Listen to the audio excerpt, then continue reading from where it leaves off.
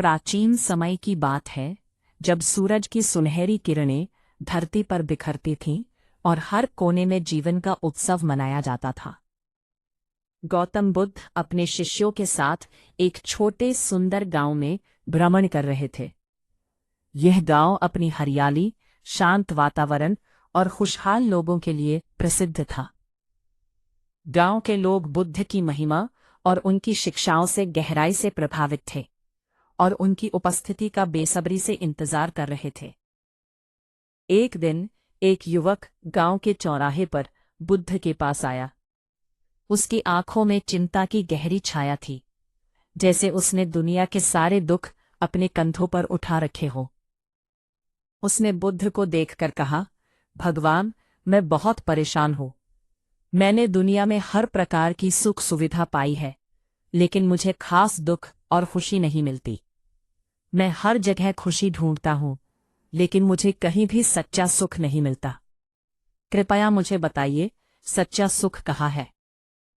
बुद्ध ने उसकी बात ध्यान से सुनी और उसके चेहरे पर एक कोमल मुस्कान बिखेरते हुए कहा, तुम्हें सच्चे सुख की तलाश बाहर नहीं करनी चाहिए। सच्चा सुख तुम्हारे अंदर है। तुम उसे केवल पहचान नहीं पा रहे हो। युवक ने आश्चर्यचकित होकर पूछा, कैसे? मैंने हर संभव प्रयास किया है। क्या आप मुझे इसका मार्ग बता सकते हैं?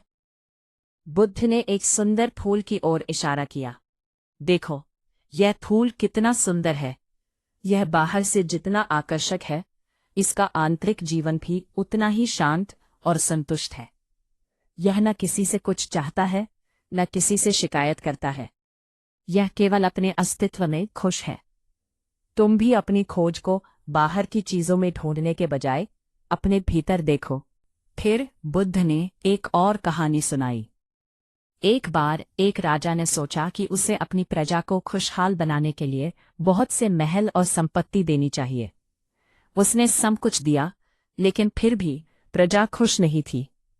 आखिरकार एक संत ने उसे समझाया कि सच्चा सुख केवल तब मिलता है जब व्यक्ति अपने भीतर की शांति को पाता है। बुद्ध ने युवक को ध्यान करने की सलाह दी। जब तुम ध्यान करोगे और अपने मन की गहराई में उतरोगे, तभी तुम समझ पाओगे कि सच्चा सुख तुम्हारे भीतर ही है। बाहरी दुनिया में सुख अस्थायी है, लेकिन अंदर का सुख अनंत और स्थायी है। युवक ने बुद्ध की बात मानी और ध्यान करने लगा। धीरे धीरे उसे यह समझ में आने लगा कि सुख बाहरी चीजों पर निर्भर नहीं करता, बल्कि हमारे मन की स्थिति पर निर्भर करता है। जैसे जैसे वो अपनी आंतरिक शांति और संतोष को पाने लगा, वैसे वैसे उसे सच्चा सुख प्राप्त होने लगा।